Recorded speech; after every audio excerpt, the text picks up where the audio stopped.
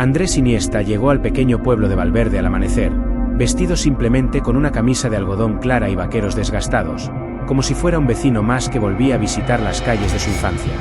Había venido sin anuncio, sin flash de cámaras ni seguidores, solo con el deseo de reconectar con el lugar donde había aprendido a regatear una pelota y comprender el valor de jugar con el corazón.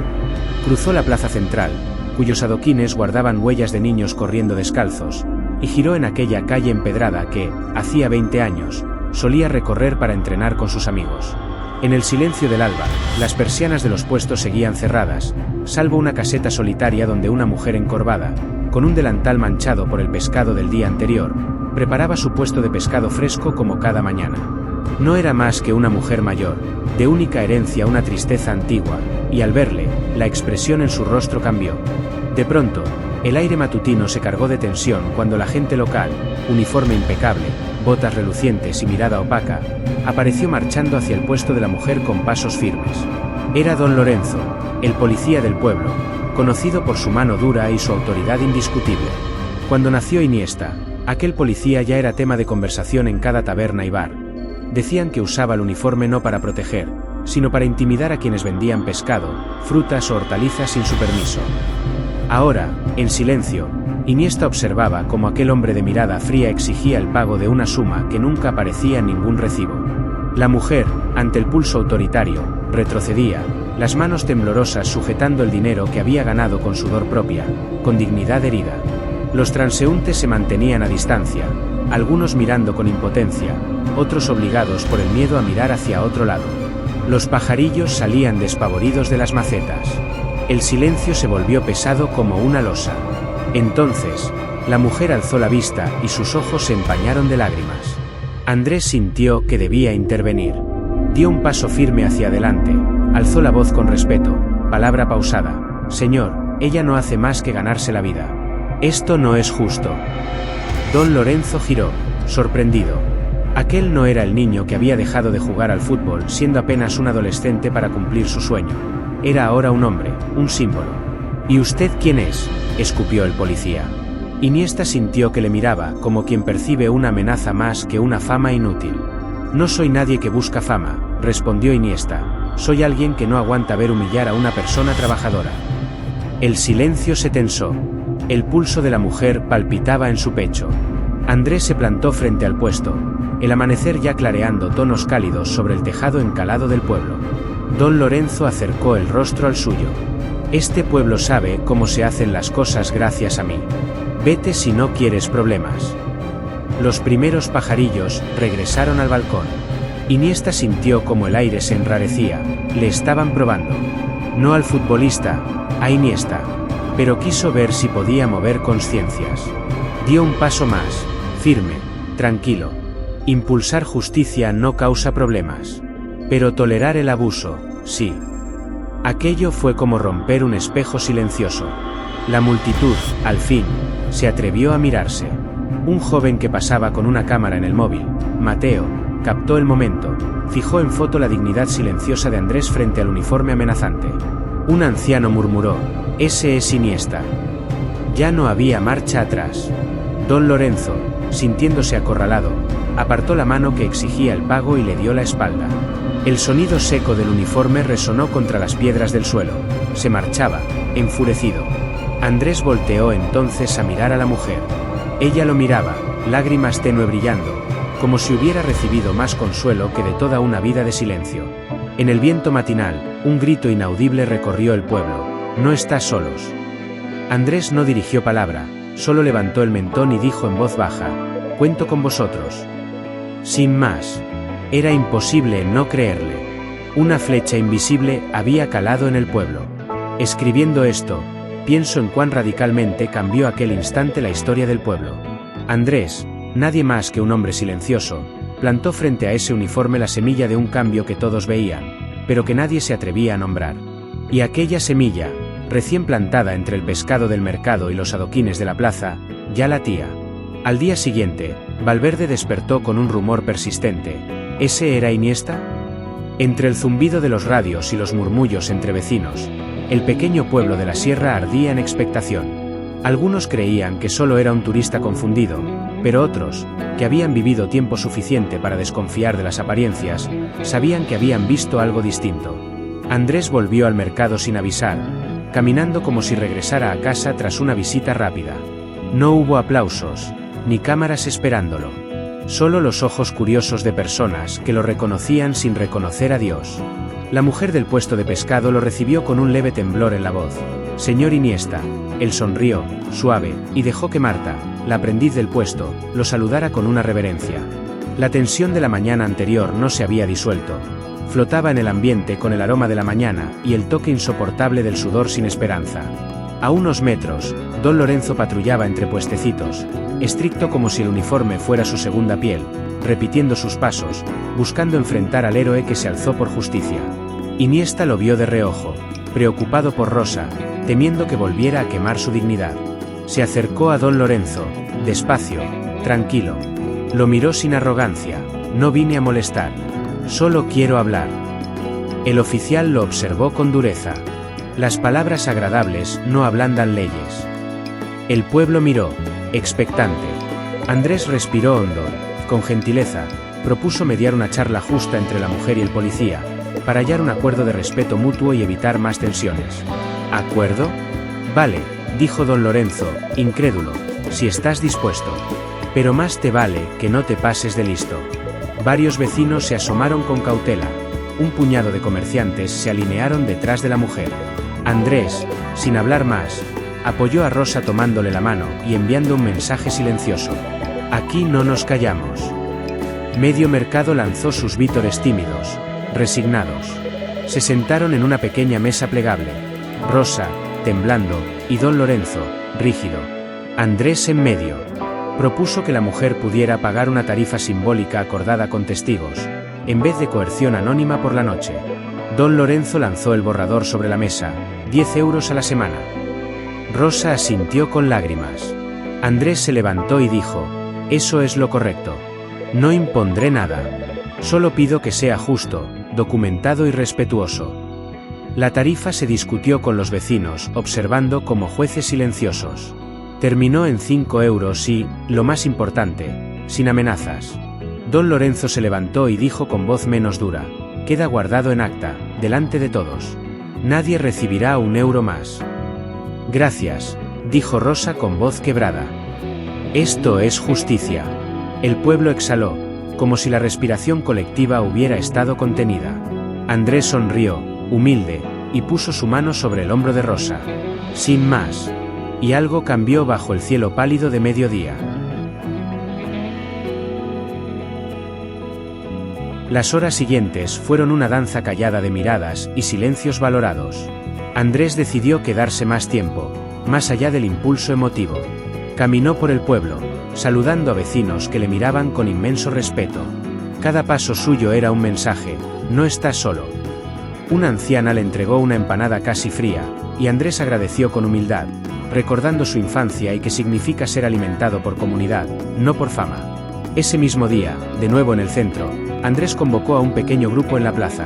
Rosa, Deja, una madre preocupada por su hijo encarcelado injustamente, el joven maestro Alejandro y el cura local, el padre Rafael. Quería saber qué necesitaba el pueblo. Quería escucharlos. Preguntó, con voz suave, ¿qué necesitan para sentirse seguros? Hablaban de miedo, falta de certeza, de cómo la policía dictaba leyes sin leyes. Hablaban del hambre de justicia. Hablaban del peso del silencio. Andrés escuchó cada palabra y dimos un paso futuro. Yo puedo ayudar, dijo, luego de un rato. Pero no puedo quedarme. Esto no puede depender de que yo esté. ¿Qué tal si creamos una red de vecinos que vigile esto? No como ejemplo de un héroe, sino de gente que se respeta. Asintieron. El plan era sencillo, pero poderoso. Organizar una junta vecinal que documentara cada abuso, testificara en redes no para difamar, sino para exigir rendición de cuentas. Hicieron listas, nombres, horarios. Andrés prometió difundirlo fuera de Valverde si era necesario. Ese mismo día, colocaron en la plaza una pancarta modesta. Valverde exige respeto, no era una bandera, fue un pacto. Un ojo colectivo que miraría lo que antes nadie veía. Al caer la tarde, Andrés entrenó con un grupo de niños en el campo polvoriento de su infancia. Con un balón que, al chocar contra una pared rugosa, devolvía ecos del pasado. Los niños reían, corrían hacia la meta con inocencia y una chispa nueva. Andrés se agachó, respiró ese aire. Sabía que la semilla plantada esa mañana necesitaba crecer, y que ese crecimiento ya había comenzado. Valverde seguía marcada por un silencio apenas perturbado por el rumor del amanecer. Cuando Iniesta apareció en la plaza, el aire ya vibraba con una electricidad nueva. El día anterior, don Lorenzo se había apartado, la mujer del puesto de pescado había llorado de gratitud, y Andrés había abierto una pequeña grieta en la costumbre del miedo. Ahora, decenas de vecinos lo esperaban con miradas llenas de esperanza y ansiedad contenida. Andrés se acomodó en un banco frente al kiosco donde alguien había colgado una pancarta sencilla: Valverde merece justicia. Entonces comenzaron a llegar rostros conocidos y otros nuevos. Comerciantes, madres con niños en brazos, jóvenes con mochilas, ancianos curiosos, todos reunidos en torno al símbolo silencioso de cambio. Andrés respiró profundamente, consciente de que ese banco se había convertido en un balcón de transformación. Se puso de pie. En la voz le temblaba un ligero eco de emoción y de determinación. Hoy, no solo firmamos un papel. Hoy, firmamos un pacto. Queremos vivir aquí sin miedo. Queremos que nuestras voces sean escuchadas sin que nos intimiden. El murmullo creció en fuerza. La plaza vibró desde las entrañas al escuchar las palabras que nadie se atrevía a pronunciar en voz alta. Marta, la joven aprendiz del puesto de pescado, alzó la mano temblorosa y dijo: «Esto nos devuelve la dignidad». Una madre alzó a su hijo con uniforme escolar y lo señaló: «Para ellos. Para que no crezcan con miedo».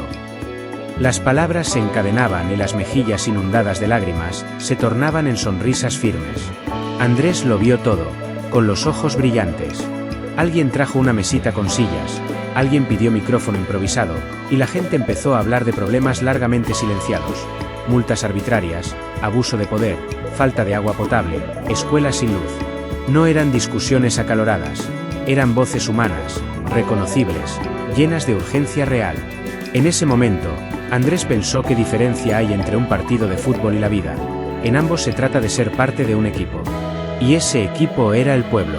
Propuso formar una asamblea vecinal de Valverde, abierta, democrática, donde los asuntos que antes se decidían en despachos oscuros fueran discutidos en voz alta.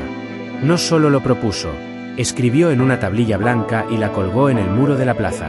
Pronto, grupos se organizaron, unos cuidarían la comunicación, otros coordinarían testimonios de casos de abuso, otros llevarían registro de cada incidencia. Esa tarde, entre cafés y cazuelas, se forjó una red sin uniforme, sin protocolo, pero con más fuerza que 100 leyes. Sin buscar atención mediática, alguien tomó el móvil y transmitió en vivo. En minutos, cientos de personas vieron cómo se levantaba la voz un pueblo adormecido.